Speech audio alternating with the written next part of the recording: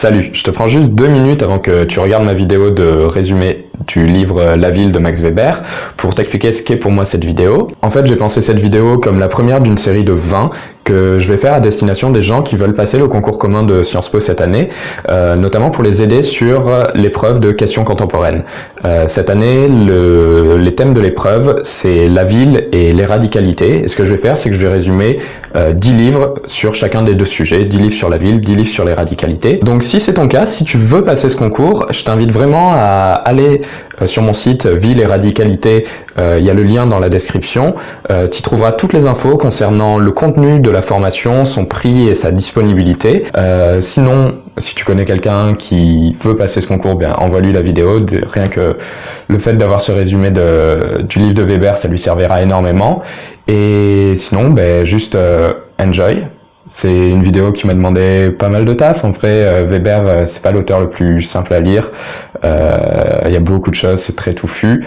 Donc il a fallu tailler dans le gras, mais j'espère qu'elle te plaira, qu'elle te sera utile. Et si c'est le cas, n'hésite pas à liker, à partager. Et passe une bonne journée. Et dernier point, j'ai aussi mis en description de la vidéo un chapitrage avec les codes temporels qui permettent d'accéder en fait aux différentes parties de mon résumé de manière plus simple et te donner un peu une table des matières que tu vois où on va. Et j'ai aussi mis du vocabulaire spécifique que j'utilise tout au long de cette vidéo. Max Weber est mort en 1920, il est considéré comme l'un des pères de la sociologie avec Durkheim, et le livre que je vais résumer, La Ville, a été publié en fait à titre posthume après sa mort, ce qui fait que c'est un livre un peu, pas brouillon, mais complexe, très touffu, qui finit un peu en queue de poisson. On s'attendrait à ce qu'il développe sur autre chose à la fin. Toujours est-il que la thèse qu'il y développe est très intéressante et complètement valable d'un point de vue historique, et c'est ça que je vais essayer de vous résumer. Weber, c'est quelqu'un qui a vu la société autour de lui se transformer radicalement durant sa vie. En fait, il y a eu la seconde révolution industrielle et l'avènement du capitalisme, la bureaucratisation, l'effondrement des structures traditionnelles sociales, et tout ça l'a profondément marqué, et il a essayé toute sa vie de comprendre et d'expliquer pourquoi c'était en train d'arriver à cette période-là en Occident, et c'est encore le travail qu'il essaie de poursuivre à travers La Ville. Il essaie de comprendre ça à travers plusieurs outils conceptuels. Le premier axe sur lequel il travaille, c'est le développement partout, dans tous les aspects de la société, de l'action rationnelle en finalité. Ce qu'il dit, en fait, c'est que auparavant, les actions des gens étaient motivées par différents motifs, que ça soit la tradition, la magie ou la morale, et que de plus en plus, dans la société autour de lui, il s'aperçoit que les gens ne sont plus motivés que par la finalité de leurs actions et agissent en permanence de manière rationnelle selon un certain calcul, un calcul économique. C'est ce qu'il appelle le désenchantement du monde, et il décrit un monde qui aurait perdu son sens, qui serait devenu absurde. Mais la question qui le passionne, c'est celle du capitalisme. Il décrit le capitalisme comme la puissance qui pèse le plus fortement sur nos vies. Pour lui, l'essor du capitalisme a des causes matérielles et techniques, bien sûr, mais aussi morales et spirituelles. Et c'est la thèse qu'il développe dans son ouvrage le plus connu, L'éthique protestante et l'esprit du capitalisme. Il y explique que le protestantisme, à travers son éthique et son mode de vie, aurait massivement diffusé l'esprit du capitalisme, à savoir l'accomplissement d'un travail comme seule finalité à l'existence. En effet, pour les protestants puritains, c'était un but moral d'exercer leur métier, et de l'exercer avec constance, avec régularité, avec dévouement, comme s'il s'agissait d'une véritable vocation. Le travail étant alors la plus haute tâche à la gloire de Dieu, la plus grande preuve de dévotion qu'on pouvait lui faire, et la réussite à travers ce travail, la réussite matérielle, était vue par ces protestants puritains comme la preuve que Dieu les avait choisis, qu'ils étaient parmi les élus qui rejoindraient Dieu au royaume des cieux et qui avaient bien accompli leur vie. Et ce que dit Weber, c'est que l'adoption par un nombre toujours plus grand de personnes de cet esprit, de cette éthique et de ce mode de vie, de cette façon de penser la vie et de raisonner, a posé les bases solides pour le développement du capitalisme. Dans La Ville, il s'intéresse à un autre élément ayant favorisé l'émergence du capitalisme, c'est le développement durant le Moyen-Âge de villes autonomes en Occident. Il définit la ville comme une commune, c'est-à-dire comme un système d'organisation politique, et il est donc pas du tout dans une vision de sociologie urbaine ou de géographie de la ville. Pour lui, la ville, c'est un objet politique avant tout. Et son travail, c'est davantage de la socio-histoire que de la sociologie, et ça porte sur un objet qui est purement politique. Ce qui l'intéresse, c'est de comprendre comment la naissance, le développement et l'histoire de ces villes a joué un rôle dans l'apparition de la bourgeoisie en tant que classe sociale, parce qu'il considère que c'est la bourgeoisie qui a le plus fait sienne les valeurs du capitalisme et qui a le plus participé à son développement, à sa diffusion. Le but du livre est donc d'établir une généalogie de la bourgeoisie urbaine occidentale, parce que pour Weber, c'est cette classe sociale qui, particulièrement intéressée par la recherche pacifique du profit, était prédisposée à faire sienne l'idéologie de la rationalité pratique et ensuite la diffuser dans le reste de la société. Weber va même jusqu'à montrer qu'ils ont été le moteur du développement de l'administration et de la création d'états de droit en Occident. Toute l'idée du livre, c'est de montrer que les citadins du Moyen-Âge, au départ privés de droits politiques, sont parfois devenus des citoyens qui prenaient part aux affaires de la commune, avant de finalement devenir des bourgeois totalement désintéressés du politique et concentrés sur leurs propres affaires économiques. Pour construire son analyse, Weber recourt à des idéotypes. Un idéal type, c'est une construction complètement abstraite, purement théorique, qu'il est tout à fait impossible de retrouver dans la réalité, et qui force en fait des traits afin de faire apparaître au sein de l'immense mosaïque de cas particuliers que constitue la réalité, afin d'y faire apparaître des objets qu'on peut manipuler, comparer. L'objectif, c'est jamais d'édicter des lois générales, de dire ça se passe toujours comme ça, il y a l'étape A, puis l'étape B, puis l'étape C, et c'est partout comme ça. Non, surtout pas. L'idée, c'est en fait de faire apparaître des spécificités et de voir dans quelle mesure ces spécificités peuvent être utilisées comme éléments explicatifs de la réalité.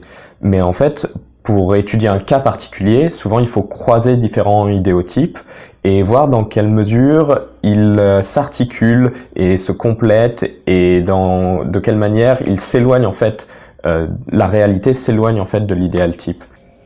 Dans le premier chapitre de son livre, Weber commence par définir très précisément le concept de ville qui l'intéresse. La manière dont il le définit est faite en fonction de ce qu'il cherche à montrer, et ensuite il va donner différentes catégories de villes. Ce qui intéresse Weber, on l'a dit, c'est la ville comme élément politique. Il va donc pas s'arrêter à des facteurs uniquement économiques ou géographiques pour décrire une ville, mais va prendre en cause toute une série d'éléments. Il commence donc par discerner différentes catégories économiques de villes. La première, c'est la ville de consommateurs, c'est-à-dire une ville qui est construite autour de la consommation d'un ou plusieurs personnes ou groupes de personnes. L'archétype, c'est la ville princière, donc un prince, son palais, sa cour, sa suite, ses proches, et en fait toute l'économie de la ville est soumise à ce prince, c'est-à-dire que c'est lui qui fait tout fonctionner. Les chances de profit des artisans, des commerçants sont quasiment à 100% dépendantes du prince. C'est lui qui structure réellement l'économie.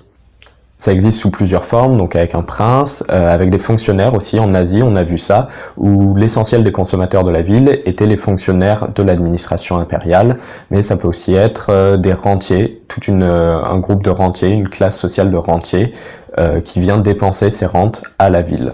Et le deuxième type qu'il voit, c'est des villes de production et de commerce, c'est-à-dire des villes où l'économie est structurée par des activités productives, donc par soit le fait qu'il y ait une production de qualité à cet endroit-là, par exemple la porcelaine de Limoges, ou qu'il y ait un marché particulièrement important où on fasse venir des biens de très loin et on achète ici des biens qu'on va vendre très loin.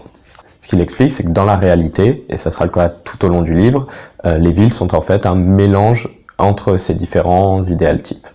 Assez vite, il s'intéresse au rapport entre la ville et la campagne qui l'entoure. D'abord, il remarque que les habitants des villes, les citoyens, ne répondent pas à leurs besoins d'alimentation par l'exploitation de la terre. Ceux-ci sont différés, ils font autre chose et ensuite achètent à manger. Par ailleurs, il remarque que la possession des terres qui entourent les villes n'est pas celle des paysans, mais très souvent, l'immense majorité du temps et de plus en plus au cours de l'histoire, la possession de riches propriétaires fonciers qui vivent en ville, tirent des rentes de ces terres et les dépensent en ville. La campagne qui entoure la ville est donc en fait dominée par cette dernière, et ce sont les habitants de la ville qui orientent et décident de ce qui va être produit à la campagne en fonction de leurs besoins et de leurs intérêts économiques.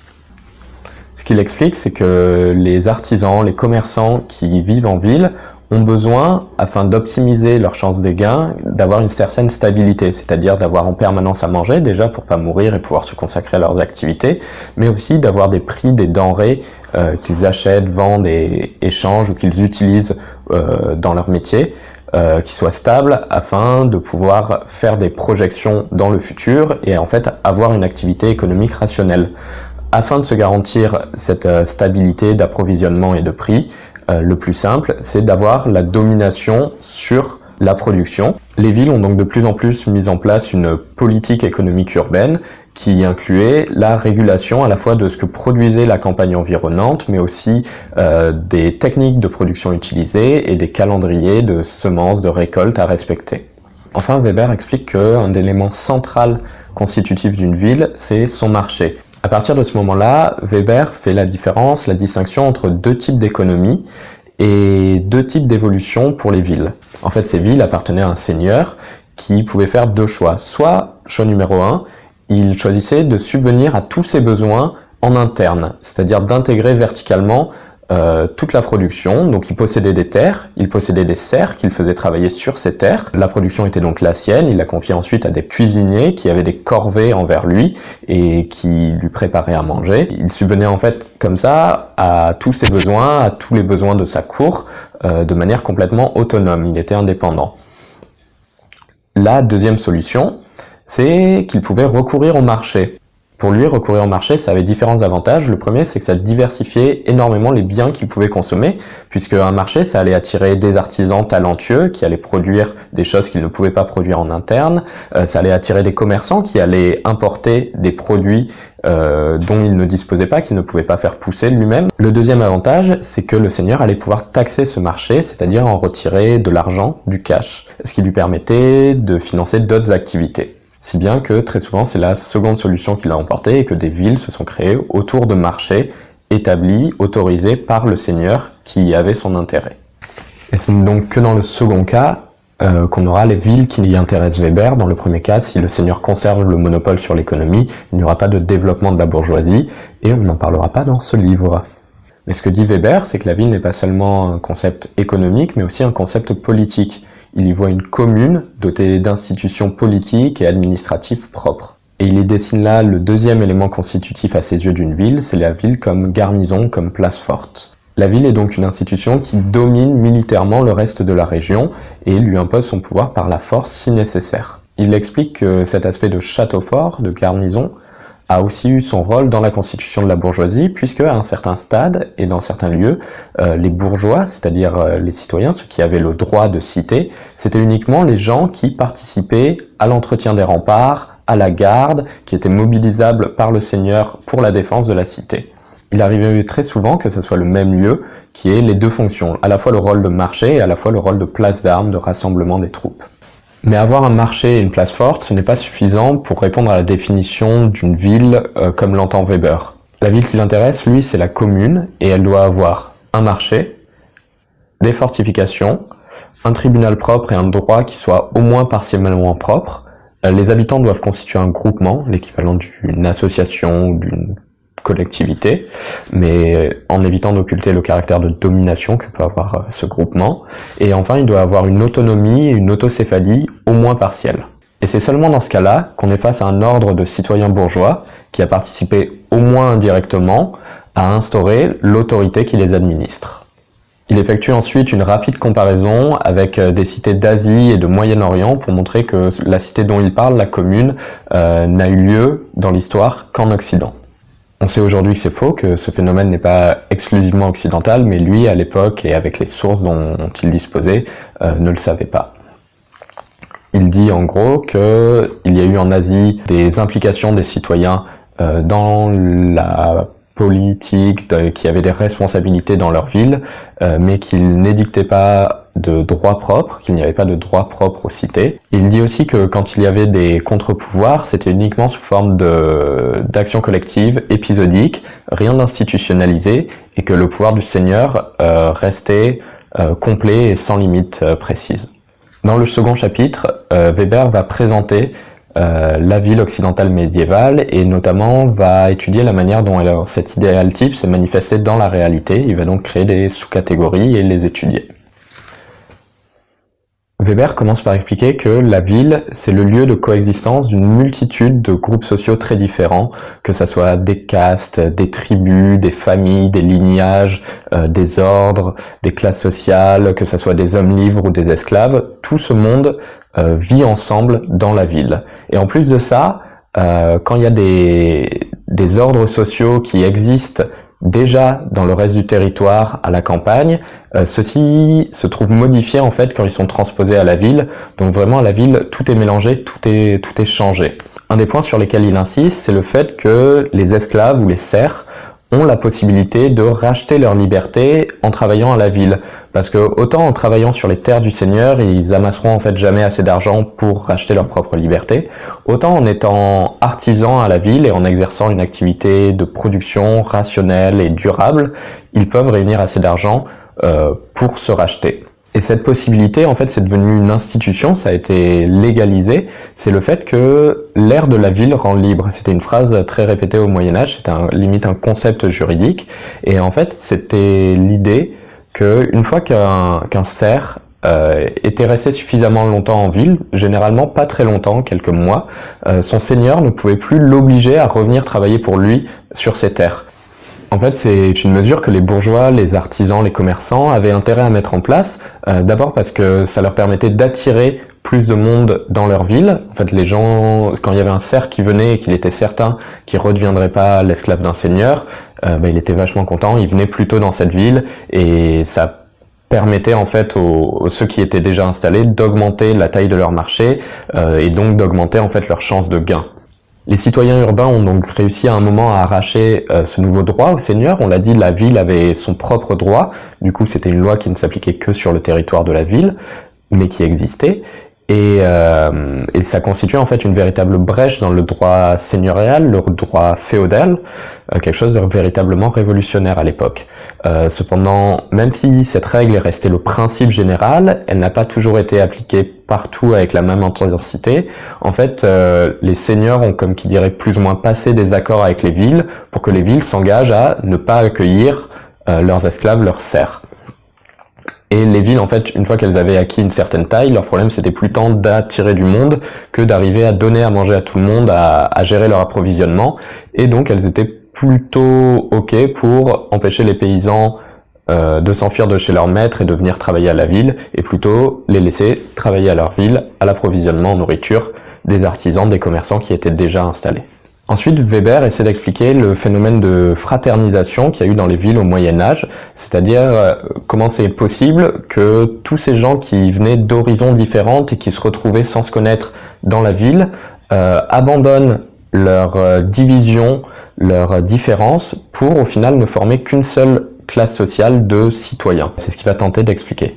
Weber parle à propos de cet ordre de bourgeois de socialisation de type institutionnel, c'est-à-dire une socialisation qui est fondée sur des critères explicites et un ordre dont sont membres en fait tous ceux qui répondent à ces critères, et tous à l'intérieur de cet ordre sont égaux. Tous ont vraiment le même statut social et les mêmes droits qui y sont attachés.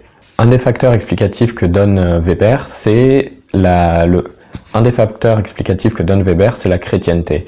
Ce qu'ils disent, c'est que à l'intérieur de la chrétienté, et ce depuis le Nouveau Testament, il y a une règle qui est que tous les chrétiens sont frères, quelles que soient leurs origines. En effet, il y a un passage dans la Bible où un des apôtres s'engage à partager son pain avec tous les chrétiens, même ceux qui ne sont pas circoncis, c'est-à-dire ceux qui ne sont pas juifs. Cet exemple, Weber s'en saisit pour expliquer que à l'intérieur de la chrétienté, tous les hommes sont égaux. En fait, il n'y a pas de barrière magique, de barrière religieuse à leur vivre ensemble. Ils peuvent donc cet exemple Weber s'en saisit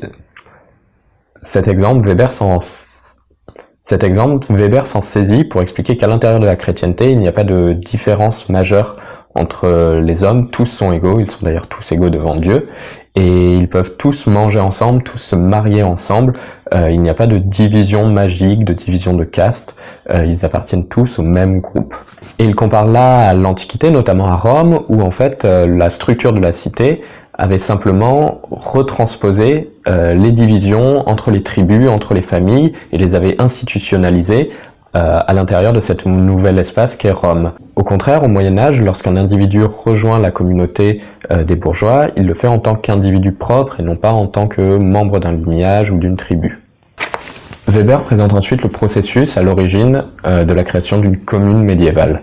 En fait, il définit deux idéotypes, deux manières dont cela a pu se dérouler au cours de l'histoire. On l'a vu au début des villes au Moyen-Âge, les villes appartiennent à un seigneur qui choisit d'octroyer des privilèges aux bourgeois, des privilèges qui leur permettent d'exercer leur activité et de s'enrichir, mais ces privilèges ne sont pas acquis, ils sont toujours au bon vouloir du seigneur et ne constituent pas des droits des bourgeois, ce sont et restent les droits du seigneur, et c'est à ça que vont mettre fin les bourgeois en se révoltant, en se conjurant. Ce que Weber appelle genèse originaire, c'est quand dans une ville préexistante, dominée par un seigneur, les bourgeois se sont coalisés, se sont conjurés et ont constitué une force politique solidaire qui, par une série de batailles juridiques, mais aussi par les armes, ont réussi à arracher au seigneur un certain nombre de privilèges.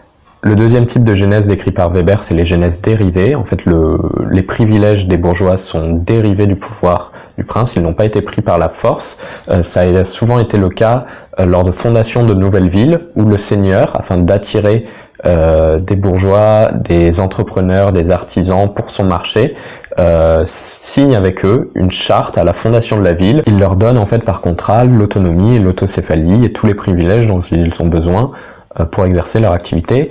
En fait, ce qui s'est passé, c'est que souvent il y avait concurrence entre les différents seigneurs qui fondaient des villes, et à partir d'un moment où un seigneur donnait ses privilèges, les autres étaient presque automatiquement tenus de le faire, sinon personne d'intéressant économiquement ne viendrait dans leur ville. Weber considère que le cas le plus pur de genèse originaire, donc de conjuration, c'est celui de l'Italie. C'est donc sur celui-là qu'il se concentre et il l'étudie très attentivement. Il explique en fait que dans les villes italiennes, il n'y avait pas de pouvoir unifié, il y avait en fait une multitude de pouvoirs qui étaient concurrents, donc des pouvoirs religieux, le pouvoir de l'empereur, le pouvoir des seigneurs locaux. Tous ces pouvoirs se faisaient la guerre, mais il y en avait quand même toujours un qui était à peu près dominant. Souvent c'était soit un évêque, donc représentant du pape, soit un représentant de l'empereur, donc l'Empire romain d'Orient.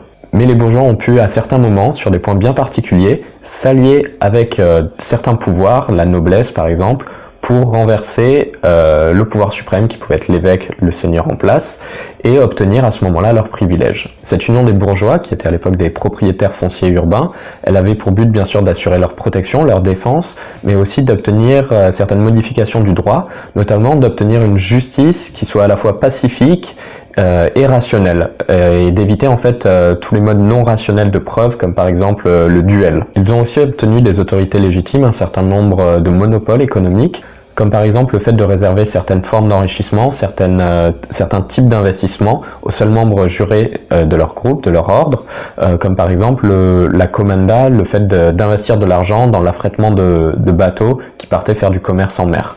Ces bourgeois étaient très gênés par le fait que le seigneur puisse lever arbitrairement des impôts selon ses besoins. En effet, eux avaient besoin de pouvoir planifier sur le long terme leurs investissements afin de rendre leur activité rentable, et ils ont donc obtenu que l'impôt au seigneur soit fixe.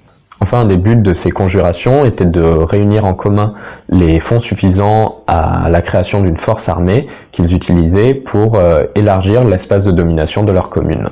Cela a notamment donné au XIe siècle une période de guerre des communes entre elles. Par la suite, les conjurés ayant obtenu ces avantages forçaient en fait tous ceux qui n'étaient pas conjurés à les rejoindre, à leur prêter serment, sous peine de les exclure et des activités économiques et littéralement de la ville, c'est-à-dire de les bannir. Vers la fin du XIe siècle, on voit apparaître une nouvelle magistrature dans les communes italiennes, c'est le consul. Celui-ci est élu chaque année pour une période très courte. Bon, ensuite, les élections, à ce moment-là, elles se font à l'acclamation, ce qui fait que les notables, qui tiennent à leur botte un certain nombre de personnes en ville, sont en fait les véritables maîtres de la cité et choisissent qui obtient le consulat. Ce consul, il avait énormément de pouvoir, puisqu'il avait à la fois un pouvoir judiciaire, il avait aussi le commandement suprême des armées, et il était responsable de l'administration des affaires de la commune. C'est donc en fait tous les pouvoirs accaparés par les notables aux autorités légitimes qui sont incarnés dans ce consul. À côté du consul, il y avait le conseil des sapientes, en fait c'était les chefs des familles les plus puissantes de la ville qui étaient réunis et prenaient des décisions avec le consul. On n'est donc pas du tout sur un système démocratique, on est plus sur de l'oligarchie, de la plutocratie. Au début, les magistratures, les différents postes politiques dans la ville étaient répartis de manière équitable entre, d'une part, les nobles et d'autre part, les bourgeois enrichis qui étaient capables de s'armer. Mais très vite, en fait, les bourgeois ont démantelé les châteaux des nobles, les ont mis hors des murs et les ont privés de magistrature. Comme on l'a dit, il y a eu un certain nombre d'évolutions juridiques aussi, la fin des moyens irrationnels de preuve, c'est-à-dire les duels, la codification d'un droit qui soit rationnel, et surtout il y avait le fait que les citoyens étaient uniquement traduisibles devant les tribunaux communaux et ne pouvaient donc plus être traînés devant la justice seigneuriale. Ces conjurations, qui à la base étaient des groupements tout à fait informels, éphémères et uniquement interpersonnels, dirigés sur un point particulier contre un seigneur particulier, sont, au fil de leur victoire, devenus des institutions durables, pérennes, qui dominaient les communes et qui unissaient en leur sein toute une classe, tout un groupe social de citoyens urbains qui étaient tous à l'intérieur égaux en statut. Cette égalité statutaire implique quelque chose de très important au niveau juridique, c'est la fin de la personnalité du droit pour passer à un droit territorialisé. C'est-à-dire qu'avant, les droits dont disposait chaque personne dépendaient en fait de son statut social. Le seigneur avait des droits différents du noble qui avait des droits différents du citoyen lambda. Mais avec le passage à la territorialisation du droit, en fait, tous les citoyens d'une même commune ont les mêmes droits et il n'y a plus de hiérarchie à l'intérieur de cet ordre. Ce qu'explique Weber, c'est qu'en Allemagne, il n'y avait pas du tout ces chevaliers qui se faisaient des guerres intestines, toutes ces concurrences entre les pouvoirs sur lesquels ont pu s'appuyer les conjurés italiens, mais qu'il y avait quelque chose qui était les guildes et les conjurations de métiers qui ont énormément aidé la bourgeoisie à se structurer en mouvement politique. Ces guildes et ces confréries, à la base, elles n'avaient pas du tout été créées selon des buts politiques. Ces guildes et ces groupements de métiers, elles exerçaient surtout un rôle qui faisait particulièrement défaut aux citoyens moyenâgeux, c'était celui de l'attache familiale, du groupement familial, d'appartenir à quelque chose d'un peu plus grand et d'avoir une solidarité avec ça. Ça garantissait aussi un certain nombre de protections, je vais vous en lire quelques-unes. De l'aide en cas d'offense ou de menace personnelle, de l'aide en cas de détresse économique, la possibilité entre fraterniser de rechercher des solutions pacifiques aux différends, et surtout il prenait en charge les besoins de sociabilité en s'occupant d'organiser les banquets périodiques, les funérailles, garantissait le salut de leur âme par des bonnes œuvres, prenait à leurs frais d'acheter des indulgences et d'obtenir la faveur de puissants saints. Par ailleurs, elle cherchait bien sûr à défendre les intérêts communs, y compris économiques. C'est donc des structures qui avaient souvent une forte connotation religieuse et servaient surtout à inclure leurs membres dans une sociabilité. Il n'y a donc pas eu de conjuration en Allemagne et les guildes n'ont jamais pris le contrôle des villes.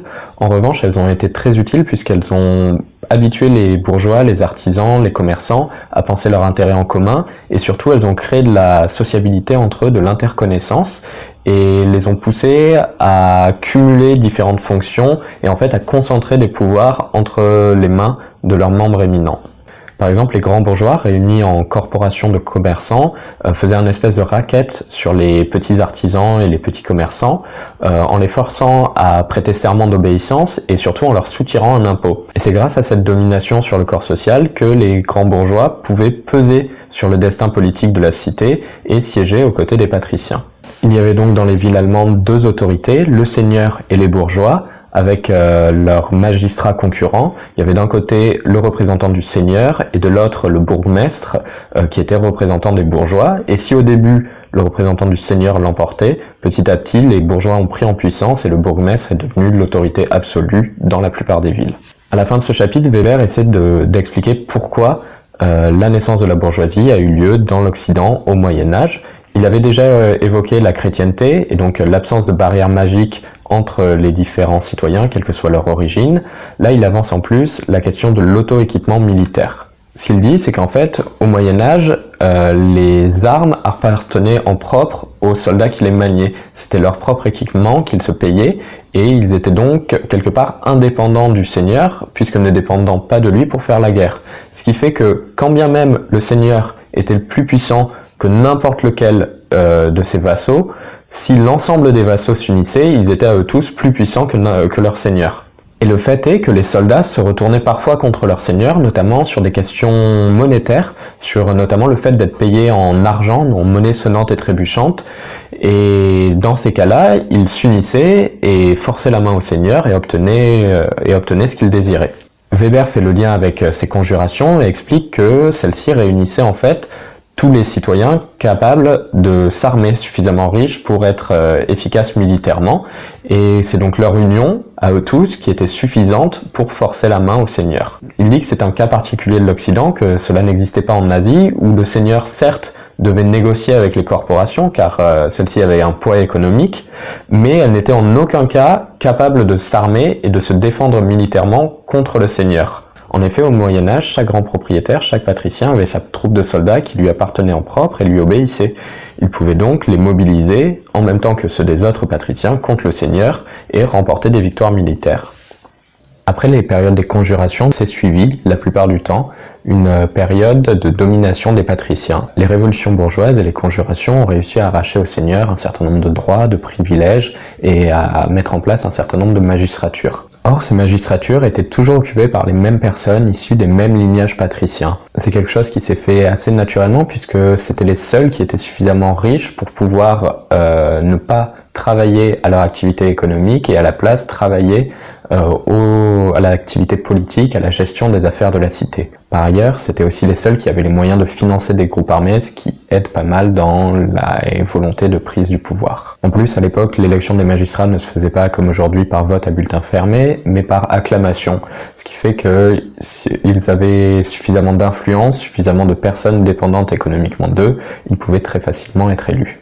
Les vraies questions, les vrais enjeux étaient de quelle famille viendrait le magistrat, et il y avait là des rivalités entre les familles pour l'obtention de ces postes qui tournaient parfois en véritable petite guerre, ce que Weber appelle des feuds, qui sont sur le modèle de la vendetta, des réglages de comptes qui tournent parfois à la guerre privée entre familles. Donc ces institutions mises en place par la bourgeoisie ont très vite été dévoyées et à la place du statut commun et égalitaire qui était prévu pour tous les citoyens de la ville, il y a eu deux évolutions possibles, ou la monopolisation des positions de pouvoir par les patriciens, ou alors de nouvelles révolutions ont eu lieu qui ont modifié considérablement le fonctionnement de la ville. C'est surtout arrivé quand le peuple s'en est mêlé, ce qui arrivera un peu plus tard. Pour l'instant, on va s'intéresser à la première situation, celle des villes patriciennes, quand l'ensemble des pouvoirs est concentré dans les mains d'un tout petit nombre de lignages. Weber explique que tous les patriciens dont il parle, quels que soient les lieux et les époques, partagent tous en commun un signe constitutif,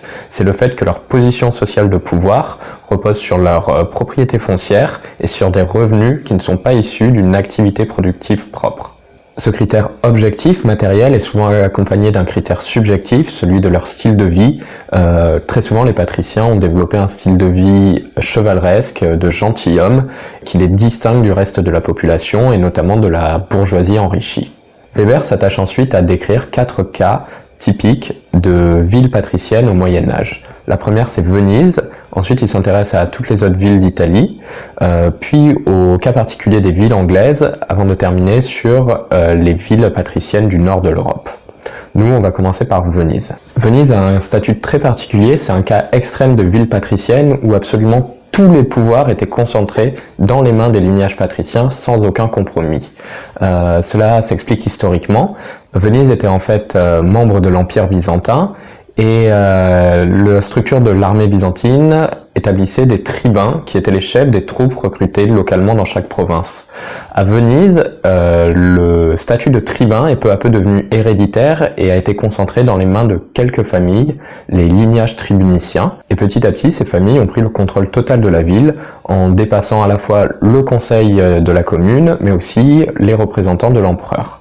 En 726, il y a un différend religieux entre l'empereur et les provinces italiennes qui dégénère en révolution à Venise et qui aboutit au fait que le dux, donc le chef de province nommé par l'empereur, devient en fait élu par les lignages tribuniciens et on se met à l'appeler le doge. C'est le fameux doge de Venise. S'ensuivent 300 ans d'affrontements entre d'un côté le doge, de l'autre les fameuses familles tribuniciennes, puisque le doge veut faire en sorte de devenir un espèce de roi, de transmettre son pouvoir de manière héréditaire et de concentrer l'ensemble des pouvoirs entre ses mains. et de l'autre côté, les familles nobles qui essaient de combattre cette influence. Durant cette période, le Doge s'en sort très bien. Il est à la fois le chef politique de la ville, mais aussi le premier propriétaire, le premier marchand. Il s'arroge des monopoles, notamment sur le commerce d'esclaves. Il peut aussi nommer les autorités religieuses, nommer les juges et même briser leur jugement. Il nomme un co-régent qui sera son successeur et donc apparaît un système d'hérédité.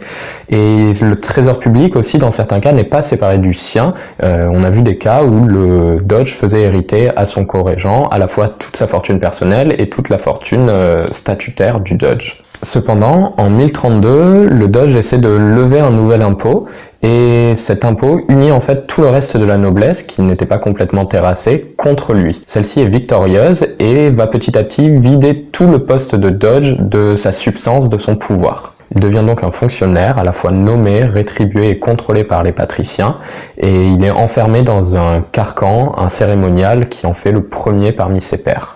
Ce renversement de situation était possible à cause de l'auto-équipement militaire des familles patriciennes. C'est vrai que le pouvoir du Doge était supérieur au pouvoir de n'importe quel autre lignage patricien, mais toutes unies ensemble, elles pouvaient très facilement renverser le Doge. À cette cause purement militaire, Weber ajoute un autre élément explicatif qui est lui économique. Il explique qu'en fait les riches vénitiens, l'ensemble de la noblesse, des patriciens, ont investi toute leur fortune dans l'Empire byzantin, dans des possessions en Grèce, donc des terres, des ateliers d'esclaves et des fonctions qui leur rapportaient des rentes, et ils étaient donc dépendants économiquement de la bonne santé de cet empire. Ils étaient tellement importants que l'empereur leur a même attribué un monopole, celui du commerce avec le Levant, en échange duquel il s'assurait de la sécurité sur les mers et lui versait beaucoup d'argent.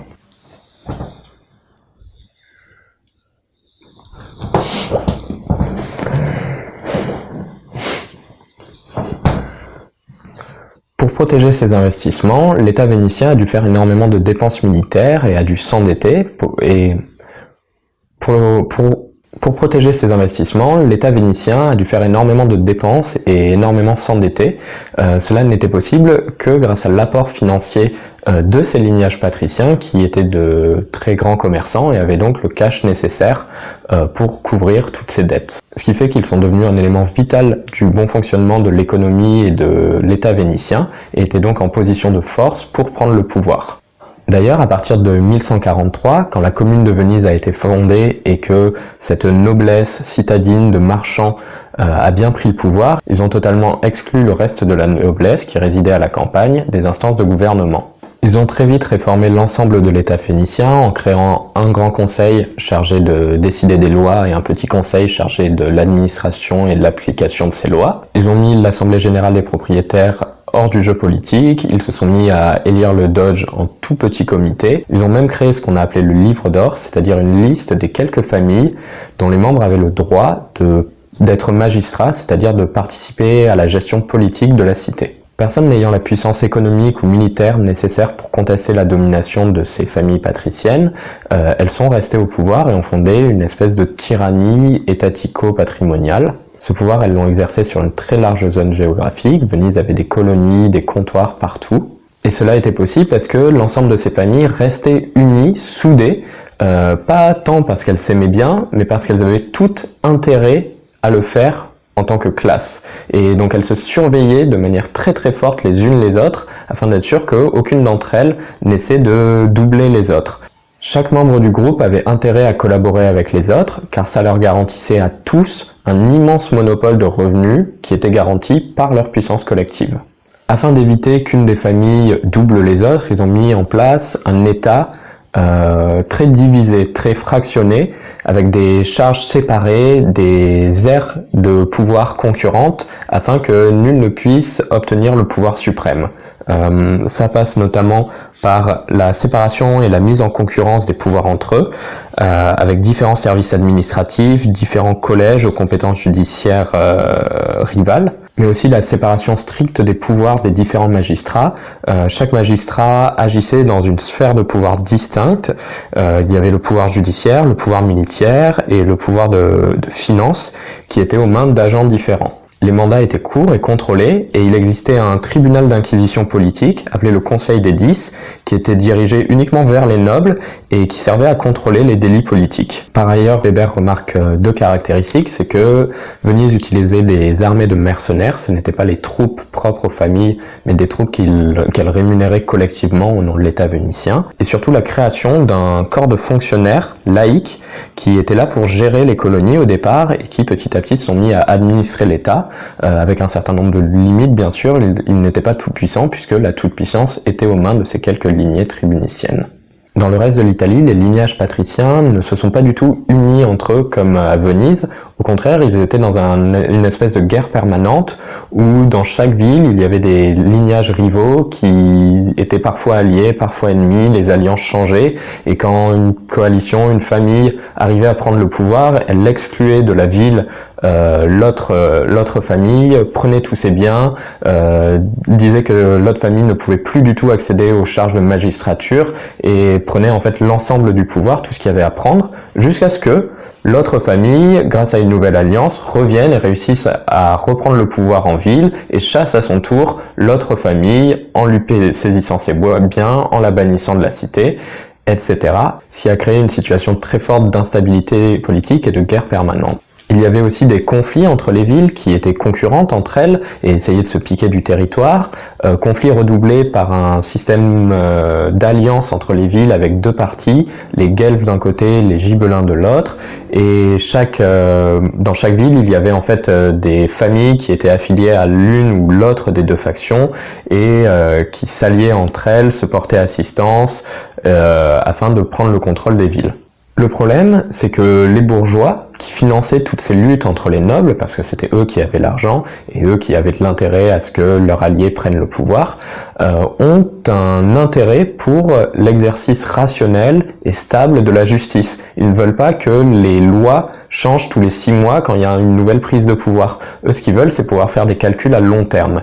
De cette situation est apparu un mode de gestion des villes tout à fait particulier qui s'appelle le podestat.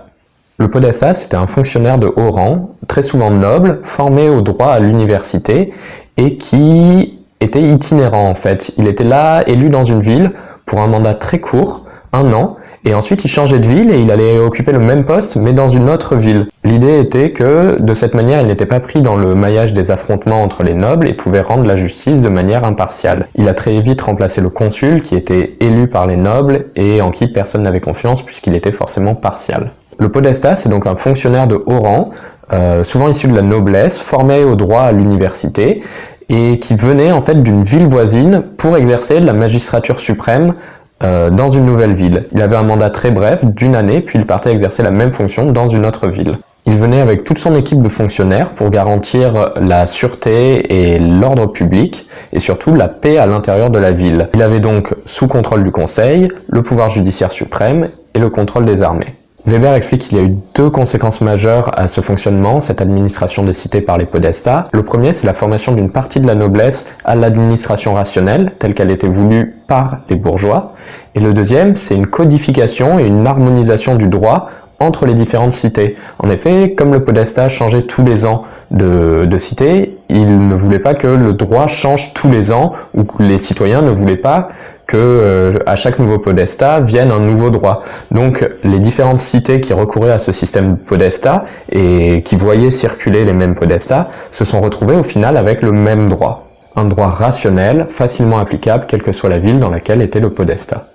Weber s'intéresse ensuite aux villes anglaises qui sont très intéressantes parce qu'elles sont en fait le contre-exemple à tout ce qu'explique Weber dans le reste du bouquin sur les révolutions des bourgeois qui se conjurent, qui prennent le pouvoir au seigneur, qui évoluent en patriciens, qui concentrent le pouvoir, puis ensuite il y a les classes populaires qui font de nouvelles révolutions et prennent le pouvoir. Tout ça n'a pas eu lieu en Angleterre, et Weber va nous expliquer pourquoi en Angleterre la bourgeoisie s'est développée autrement.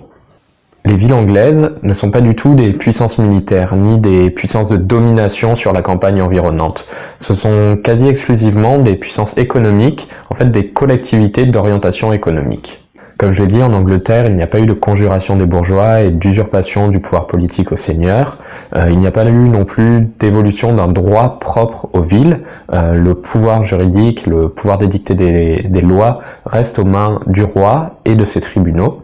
En fait, le roi a quand même accordé aux villes un statut législatif un peu différent, avec notamment ce que recherchent les bourgeois, une justice rationnelle qui exclut le duel et qui exclut aussi dans ce cas-là les jurys, qui était la procédure classique en Angleterre. Mais ça reste des concessions qu'a fait le roi volontairement afin d'avoir la bourgeoisie de son côté dans le conflit qui l'oppose à la noblesse féodale.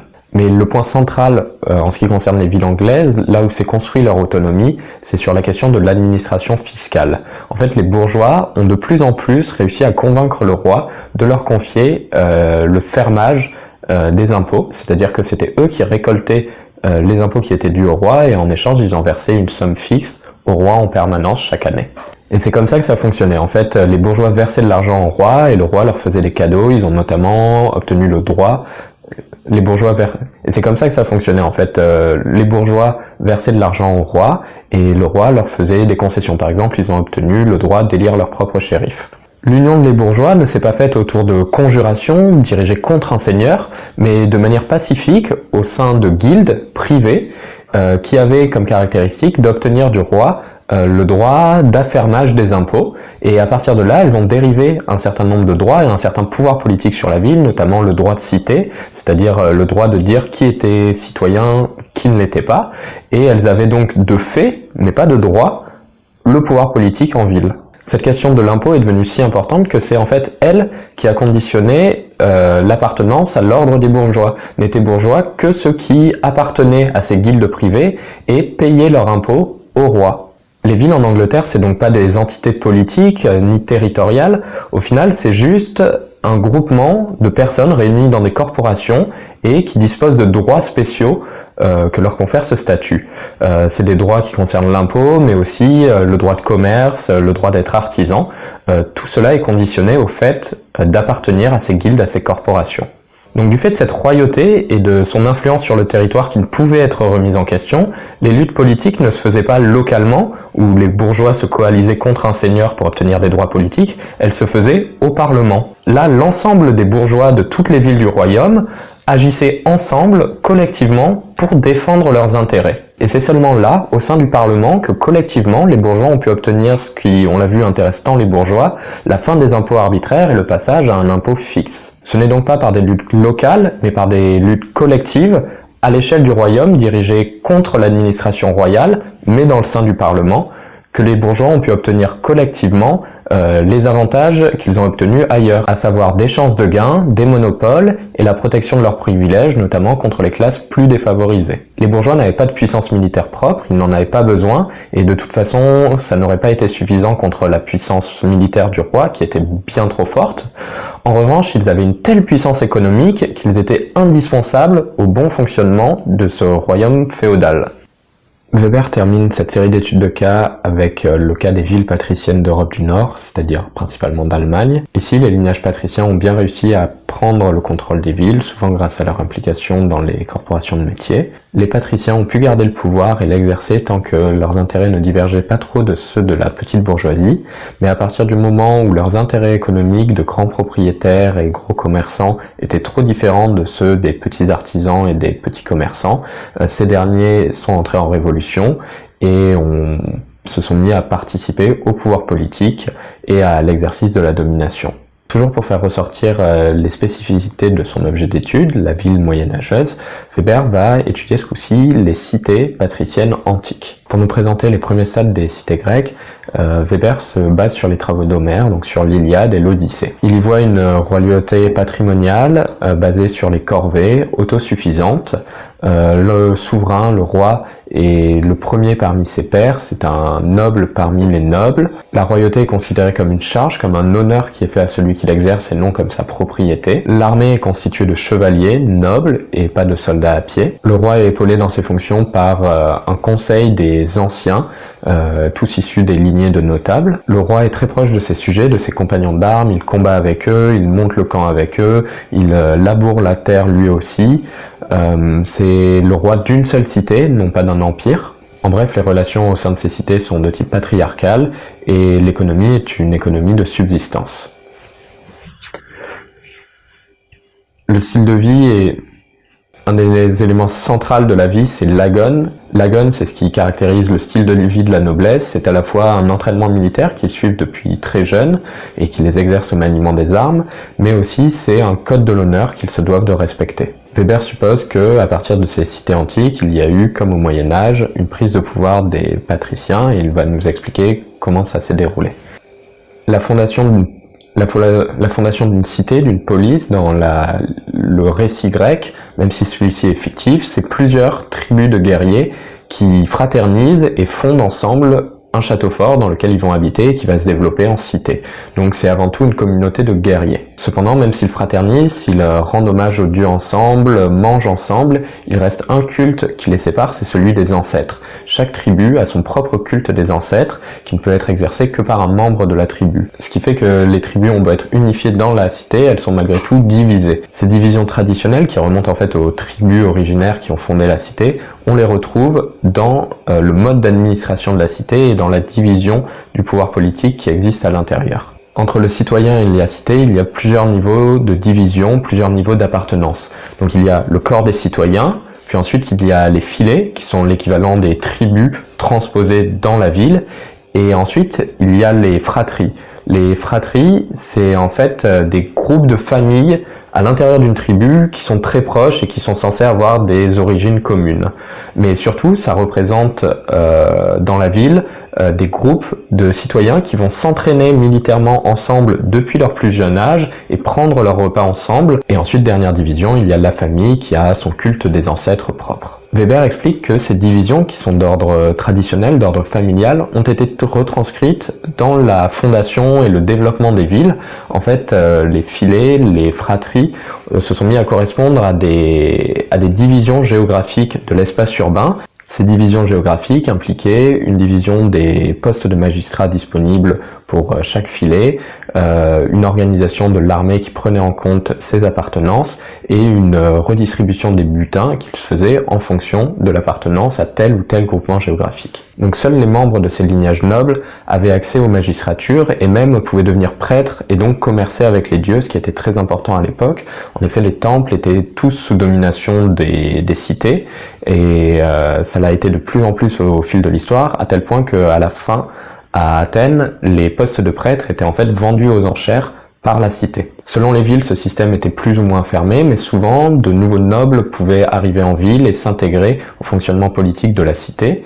Par ailleurs, il y avait des liens interrégionaux entre les différentes cités, entre différentes familles. Ces patriciens recouraient à l'esclavage, au servage et au clientélisme pour subvenir à leurs besoins. Leur richesse était principalement foncière, avec aussi des esclaves et du bétail, et bien sûr des investissements dans le commerce maritime. Un phénomène très caractéristique de cette époque était l'endettement des paysans. C'était le gros problème de l'Antiquité, c'était que les paysans contractaient des dettes terribles envers les patriciens et en venaient même à perdre leur liberté, à être esclaves pour dette, ce qui fait que les patriciens ont au fil du temps accumulé toutes les meilleures terres disponibles, celles qui produisaient des rentes, et ont relégué les paysans libres sur les terres rocailleuses montagneuses. De plus, ces hommes libres qui n'étaient pas nobles étaient véritablement à la merci des patriciens, car le droit ne les protégeait pas contre ces derniers. Il y avait vraiment une inégalité de droit entre citoyens libres, nobles et non nobles. Il devait donc se mettre sous la protection d'un noble et devenir un de ses clients afin de se voir protégé juridiquement. C'est globalement ce qui arrivait aux artisans et aux commerçants libres qui exerçaient leur profession en ville.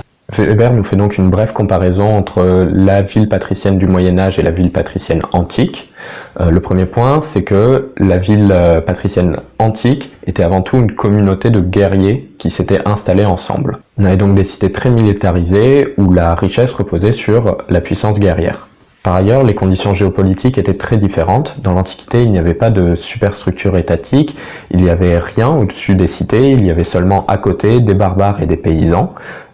Tandis que dans le Moyen-Âge, toutes les villes étaient sur le territoire d'un seigneur féodal, lui-même inféodé à un roi, un empereur ou un pape.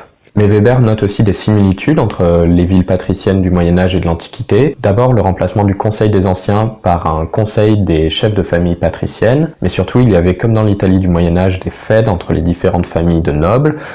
Celles-ci se bannissaient de la ville, prenaient les biens les uns des autres, se livraient des véritables guerres.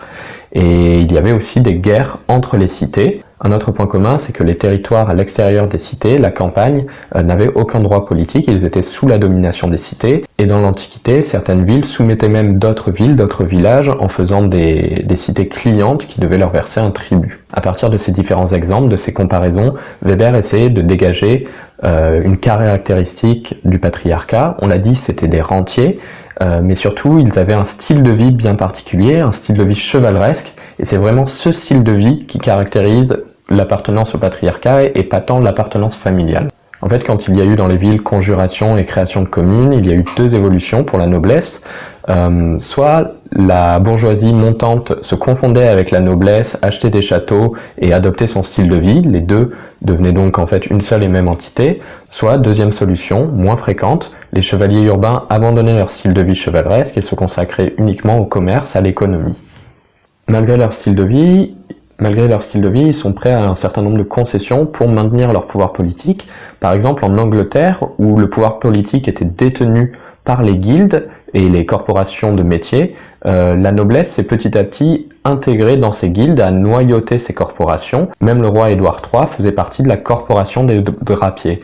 Ces institutions sont devenues creuses, en fait, des simples regroupements de patriciens qui étaient là pour obtenir des postes de magistrats. Ils avaient uniquement une visée électorale. Donc ce qui caractérise vraiment le patricien, c'est le mépris du travail lucratif. Celui-ci est un rentier et un entrepreneur occasionnel seulement. La recherche constante du gain, donc la position d'entrepreneur, est interdite pour les nobles, soit dans le droit, soit seulement de fait, c'est-à-dire que dans les cercles dans lesquels il évolue, c'est très mal vu. Il y a donc pour le patricien une limite très fine à ne pas franchir, c'est celle entre placer son patrimoine et augmenter son capital. C'est la différence entre le noble et le vulgaire. Certains chevaliers citadins qui outrepassaient trop ostensiblement cette limite, notamment en siégeant aux conseils municipaux aux côtés des bourgeois, se sont vus mettre au bas de la chevalerie et de la noblesse. En fait, ce n'est pas l'avidité du gain qui est méprisée, c'est sa forme rationnelle, celle de travail lucratif systématique. Cependant, ces patriciens, qui constituaient une ancienne noblesse au mode de vie chevaleresque, ont dû renoncer à leur statut juridique particulier, au moins en partie, et surtout partager le pouvoir avec le démos grec, le popolo italien, la plèbe romaine, les livrees en Angleterre et les métiers en Allemagne. Cette montée en puissance de la petite bourgeoisie, du petit peuple, c'est l'objet de la dernière partie du livre de Weber, la ville plébéienne. Weber commence ce chapitre par l'étude du cas italien avec le popolo, qui est à ses yeux, encore une fois, le cas le plus pur de commune moyenâgeuse. Le popolo, c'était un groupe politique et économique au sein même de la commune. C'est une véritable communauté politique qui possédait ses propres magistrats, ses propres finances et sa propre organisation militaire. C'était un véritable État dans l'État. Weber décrit même le popolo comme le premier groupement politique tout à fait conscient de son caractère révolutionnaire et illégitime. Les popolani, c'est-à-dire les individus membres du popolo, élisent pour un an un magistrat suprême qui est le Capitaneus Populani. Celui-ci venait souvent d'une autre commune, à la manière du podestat, et le popolo mettait à sa disposition à la fois une milice recrutée et une maison fortifiée. Le popolo, en s'armant et en se coalisant, a réussi à arracher, dans la violence, certains privilèges. Ça n'a pas été les mêmes partout, ça n'a pas eu la même ampleur. On va voir qu'il y a une gradation dans les privilèges qu'ils ont pu obtenir et dans l'accès qu'ils ont pu avoir au pouvoir. Ils obtinrent souvent un pouvoir de ratification des résolutions communales. Parfois, ils obtinrent même que leurs lois, les lois qu'ils édictaient, eux, soient directement inscrites dans le droit communal. Et même dans certains cas, que les résolutions du popolo priment sur le droit communal en cas de conflit. Ils ont aussi réussi à mettre en place un tribunal spécial du popolo qui, à la place du podestat, s'emparait de toutes les affaires qui touchaient à l'artisanat et au commerce. Dans certains cas, ils ont même réussi à faire de cette autorité judiciaire un pouvoir de cassation contre les décisions du podestat. Ce Capitaneus Populani avait différents pouvoirs. Il pouvait par exemple participer aux séances du conseil municipal, convoquer l'assemblée des citoyens, exécuter les résolutions du conseil à la place du podestat, prononcer et lever des bannissements et contrôler et co-gérer les finances de la commune. Officiellement, ce magistrat était censé être moins important que le podestat, mais dans les faits, il était souvent bien plus puissant que lui, notamment quand il avait le contrôle de la puissance militaire de la commune, ce qui arrivait très fréquemment quand celle-ci était une armée de mercenaires qui ne pouvaient donc être embauchés que grâce aux contributions du popolo. En cas de victoire totale du popolo sur la commune, la noblesse patricienne n'avait plus que des privilèges négatifs. Elle n'avait par exemple pas accès aux charges du popolo alors que les popolani avaient accès aux charges communales. Elle était désavantagée dans les procès qui l'opposaient à des membres du popolo et dans certains cas, elle était même exclue complètement de toutes les magistratures de gestion administrative et politique de la ville. Le popolo a aussi créé une magistrature spéciale, celle du gonfalonier, ça veut dire porte-étendard, qui disposait d'une milice tirée au sort pour faire des procès aux nobles, protéger les membres du popolo et vérifier la bonne application et la bonne exécution des résolutions du popolo. C'était une véritable justice politique basée sur l'espionnage, la dénonciation, avec des délais et des procédures tout à fait inquisitoires. Le popolo a aussi mis en place des lois spéciales contre les délits politiques des manias. Tout ça peut sembler super, sauf que quand on regarde ce qui s'est passé une décennie après les victoires du popolo, on s'aperçoit que le pouvoir était toujours aux mains d'une petite élite plutocratique, que les nobles étaient élus au sein du popolo et que les feuds entre lignages patriciens faisaient de nouveau rage. Donc le vrai bilan de cette série de révolutions, en fait, c'est la fusion des patriciens avec le popolo grasso. Le popolo grasso, c'est la partie supérieure du popolo, constituée des personnes les plus riches, les plus influentes, donc des banquiers, des notaires, des universitaires. Ensuite, on assiste partout dans ces communes à une lutte du petit peuple, du popolo minoro, c'est-à-dire des artisans, des commerçants, pour être intégrés au jeu politique et pouvoir peser dans les décisions, au moins formellement. Cependant, ils n'arrivèrent jamais réellement à exercer durablement une domination politique. En effet, même quand ils étaient formellement intégrés au jeu politique, les procédures d'élection, de désignation des magistrats étaient suffisamment complexes avec plusieurs niveaux de sélection pour que les patriciens puissent influencer très fortement le choix des candidats et obtenir au final que ça soit leur homme qui soit au pouvoir. On l'a dit, les succès du popolo ont été rendus possibles par de nombreux combats, souvent violents. Les seigneurs fuyaient les villes, se retranchaient dans leurs châteaux forts et faisaient la guerre à la ville. Le popolo a donc dû s'organiser militairement en fonction des métiers, souvent avec les artisans qui fournissaient la main d'œuvre, enfin les soldats et les entrepreneurs qui fournissaient l'argent nécessaire au financement. On a assisté à la montée en puissance de l'infanterie contre la cavalerie et même à l'utilisation des premières formes d'artillerie, les bombardes. Le popolo a aussi pu profiter des divisions de la noblesse et tirer parti des luttes qui opposaient les différentes familles. Ça a pu l'aider à arriver au pouvoir, à imposer ses magistrats et à finalement retirer à la noblesse, au moins formellement, ses privilèges. Weber étudie ensuite le cas de Rome et de la plèbe, où l'accès au pouvoir de cette dernière s'est fait de manière très similaire. La plèbe, c'était donc les citoyens romains, libres mais non nobles, qui se sont mis à élire par quartier des tribuns.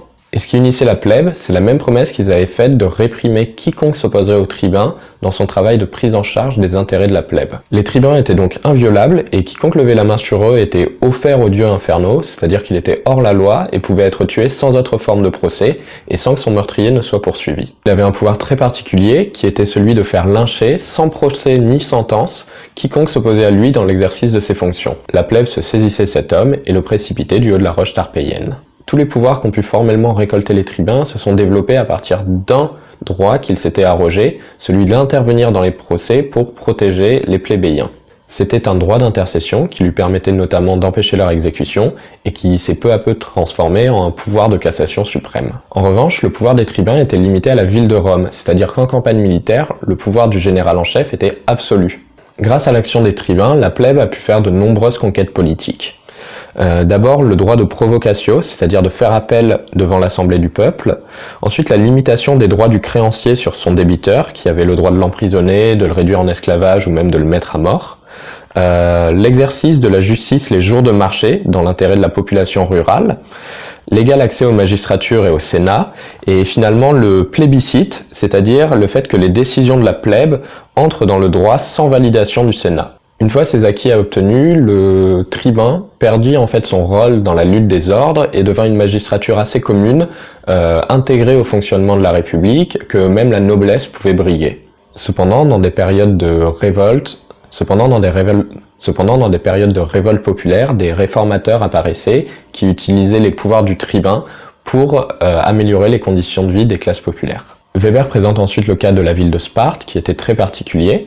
À Sparte, la magistrature suprême, c'était les éphores, qui avaient le pouvoir judiciaire, le pouvoir d'administrer la cité, le pouvoir politique suprême, en fait, qu'ils partageaient avec le Conseil des Anciens. Mais en revanche, il y avait des rois à Sparte, qui certes étaient privés de tout pouvoir politique, mais en revanche, en période de guerre, étaient tout puissants pour faire appliquer la discipline militaire. Là où le cas de Sparte est très particulier, c'est que dans cette ville, le démos, le peuple, a réussi à obtenir une victoire totale et sans concession sur tous ses adversaires politiques. La classe dominante était donc un groupe de plébéiens, au moins au début, après ils sont devenus une oligarchie, mais qui régnait en maître sur tout le pays de manière militaire. Il y avait une égalité formelle totale entre les citoyens, mais par contre il y avait une domination totale de ceux qui n'étaient pas citoyens. Un des exemples, c'est ce mode de fonctionnement où les jeunes sont entraînés à la guerre très tôt, et puis, passé un certain âge, ils sont lâchés hors des murs de la ville, et ils doivent se cacher toute la journée, et la nuit, ils doivent aller tuer des paysans.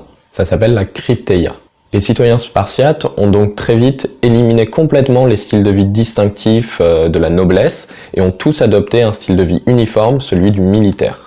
Dans tout le reste de la Grèce, il y a eu aussi des mouvements de révolte des citoyens non nobles contre les patriciens. Ces mouvements, même s'ils ont souvent réussi à éliminer au moins temporairement la domination patricienne, n'ont jamais réussi, comme à Sparte, à l'extirper complètement. Partout, on a conservé une gradation dans le droit de vote et dans l'accès aux magistratures, en fonction d'abord de la puissance militaire, puis de la seule richesse. C'était même le cas dans l'Athènes de Périclès, même si ce sens était ignoré.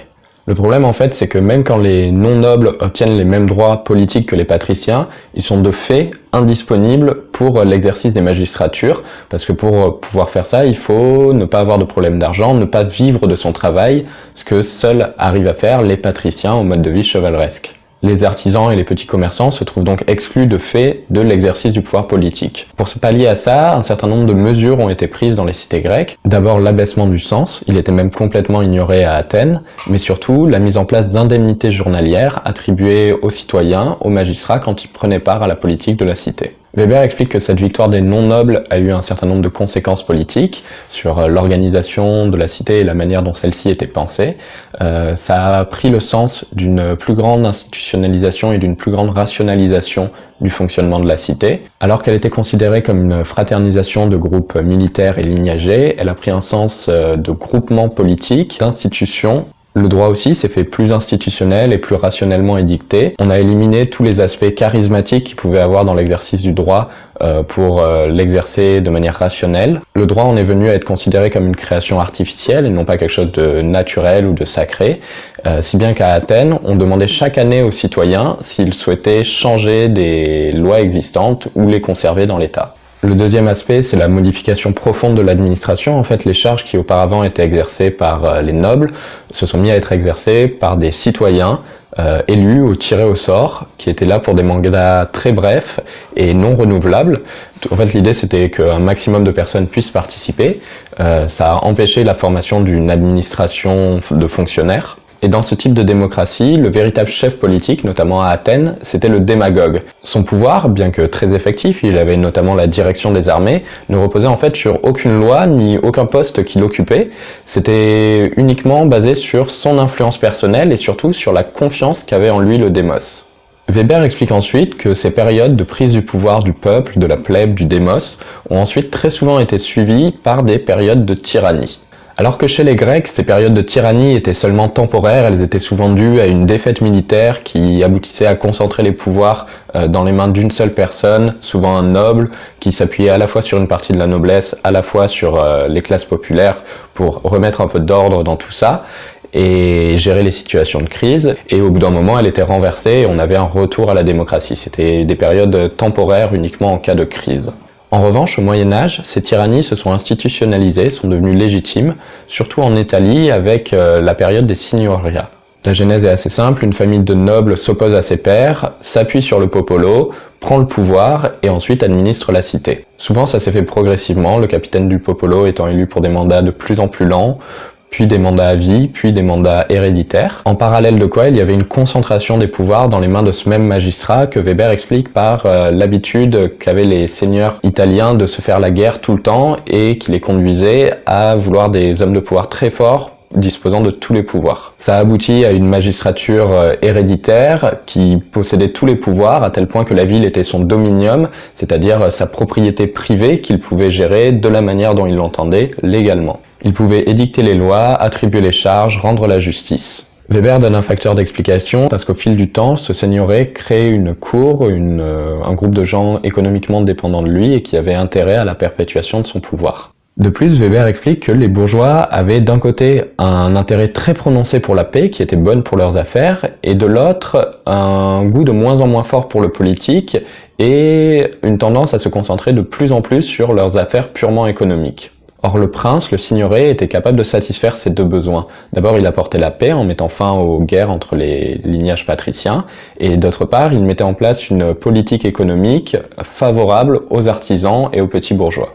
Enfin, le dernier facteur, c'est celui de l'armement. On l'a dit, au fil du temps, les bourgeois se sont désintéressés de la politique, concentrés sur leur activité économique et ne sont plus du tout devenus capables de se battre, d'être équipés militairement. En plus de ça, les techniques militaires évoluaient et devenaient de plus en plus complexes et il était nécessaire pour remporter des victoires d'avoir une armée de métier. Il y a donc eu une évolution des organisations militaires. Au lieu que ça soit des citoyens qui s'arment et se battent eux-mêmes, on est passé à des citoyens qui financent des mercenaires, les fameuses condottières. Ces seigneurs ont souvent eu le contrôle de plusieurs villes, chacune était générée séparément, il n'y avait pas de territoire unifié. Et surtout, ces princes, ces seigneurs ont très vite été reconnus par les autorités légitimes, c'est-à-dire les empereurs, le pape, et elles les ont intégrés à l'intérieur de leur royaume, à l'intérieur de leur territoire. Weber dresse alors un tableau presque cyclique du phénomène qu'il étudie, avec au départ des villes sous domination féodale, puis des villes autonomes sous domination des notables, puis des villes autonomes sous domination du peuple et des métiers, puis des villes sous domination des princes, des seigneurs, des tyrans, puis des villes qui se trouvent intégrées à des groupements territoriaux de type royaume, qui sont très proches en fait de nos États modernes. Vu sous cet angle, la période d'autonomie des communes n'a été qu'une période intermédiaire entre deux États semblables, les communes dominées par la féodalité ou les communes existant à l'intérieur de grands États patrimoniaux. Mais pour Weber, cet intermède n'a pas été sans conséquence puisqu'il considère que la commune du Moyen-Âge a été un facteur décisif dans la formation du capitalisme et de nos États modernes. Il revient alors rapidement sur toutes les conquêtes qu'ont pu faire les bourgeois en période d'autonomie maximum des communes. Il y avait l'autonomie politique et une politique d'expansion, l'autonomie juridique, l'autocéphalie politico-administrative, l'autonomie fiscale, la politique économique autonome et l'évolution des rapports sociaux avec la noblesse et le clergé. En fait, il fait un petit chapitre où il explique pour chacune des conquêtes que je viens de donner comment celle-ci doit être nuancée. En gros, il dit il y a eu cette conquête, mais c'était très différent en Allemagne, très différent en Angleterre, très différent en Italie. Et puis il passe à la conquête suivante et il dit en mode il y a cet exemple particulier qui est différent, ça c'est différent, ça c'est différent. Donc en fait, il revient. Il bâtit son idéal type et ensuite il le nuance. Je vais pas vous donner tous ces exemples, c'est pas très intéressant. Ce qu'il faut savoir, c'est que chacune de ces conquêtes n'a jamais été totale, ça a toujours été articulé à l'intérieur d'un spectre, allant de moins d'autonomie à plus d'autonomie et des autonomies différentes selon les lieux et les époques. Enfin, dans sa dernière sous-partie, Weber essaie de comprendre pourquoi la commune du Moyen-Âge a donné lieu au capitalisme et à l'État moderne, alors que ce n'a pas été le cas de la commune antique. Pour ça, il va expliquer que ces deux espaces ont des rapports très différents au travail et à l'économie. Weber commence par opposer les villes antiques et les villes du Moyen-Âge selon l'axe ville de consommateurs, ville de producteurs. En fait, ce qu'il explique, c'est que les luttes sociales des villes antiques étaient conditionnées par des intérêts de consommateurs. Les acquis sociaux qui étaient recherchés, c'était la prise en charge par l'État de la subsistance des citoyens, donc ça se faisait par des subventions du prix du grain, voire par des distributions de grains gratuits, par l'accès gratuit à des fêtes, à des spectacles. À l'inverse, la ville du Moyen-Âge était guidée dans ses luttes sociales par les intérêts des producteurs, c'est-à-dire des entrepreneurs, des artisans. Il y a donc eu la mise en place d'une politique économique urbaine adaptée qui passait par exemple par la protection des emplois des artisans ou par le recours systématique au marché. Weber oppose aussi la ville antique et la ville du Moyen-Âge selon un critère de provenance différente des droits politiques. La ville antique est structurée politiquement par des tribus, alors que la ville du Moyen-Âge est structurée par des corporations de métiers. Cela a pour conséquence de créer des solidarités politiques tout à fait différentes et d'en rendre certaines impossibles. Par exemple, il explique que les unions de métiers ne pouvaient pas avoir de rôle politique dans l'Antiquité, parce qu'elles regroupaient à la fois des hommes libres et des esclaves qui faisaient le même travail. Il était donc tout à fait impossible pour eux de s'unir au sein d'un groupement qui soit un groupement de métiers, car leurs intérêts à l'intérieur seraient trop divergents entre d'un côté les intérêts des hommes libres et de l'autre côté les intérêts des esclaves. Ensuite, il reprend la distinction bien connue depuis Benjamin Constant entre la liberté des anciens et la liberté des modernes pour expliquer que la ville antique était une ville purement politique. En fait, le profit se faisait par la politique et la politique prenait la forme de la guerre, ce qui fait de l'homme antique un homo politicus. En revanche, la ville du Moyen-Âge était tournée vers l'économie, c'est-à-dire la recherche pacifique du gain, ce qui fait du citoyen du Moyen-Âge un homo economicus. Il utilise des moyens économiques rationnels et pacifiques pour obtenir ce qu'il désire. Il explique aussi que dans l'Antiquité, c'est les changements de techniques militaires qui ont conditionné l'évolution politique des villes. La domination de la noblesse patricienne était liée à la domination de la cavalerie sur le champ de bataille. La domination des citoyens guerriers capables de s'auto-équiper militairement était due à la domination qu'a eu un temps l'armée hoplitique sur le champ de bataille. Enfin, le surgissement de la plèbe dans le jeu politique est dû à un passage à la guerre navale qui avait besoin de marins, qui n'avaient pas besoin, eux, d'être riches pour s'équiper, mais qui collectivement étaient indispensables au bon fonctionnement des vaisseaux. À l'inverse, quand on regarde le Moyen-Âge, c'est le poids économique relatif des différents groupes sociaux qui détermine ces évolutions. Weber apporte un dernier élément d'explication sur pourquoi le capitalisme est né au Moyen-Âge et pas du tout pendant l'Antiquité. Ce qu'il explique, c'est que dans l'Antiquité, ce qui ressemble le plus à un bourgeois, donc la classe sociale qui a porté le capitalisme, c'est l'affranchi. Parce que l'affranchi, déjà, c'est pas un citoyen, donc il bénéficie pas du tout de tout le capitalisme politique d'État. Quand il y a une guerre, aucune part du butin ne lui revient, il bénéficie pas d'une partie des tributs qui sont versés à la cité. Par ailleurs, s'il est affranchi, c'est parce qu'il a pu racheter sa liberté. Et s'il l'a fait, c'est en exerçant une activité artisanale ou commerçante de manière rationnelle et de manière continue.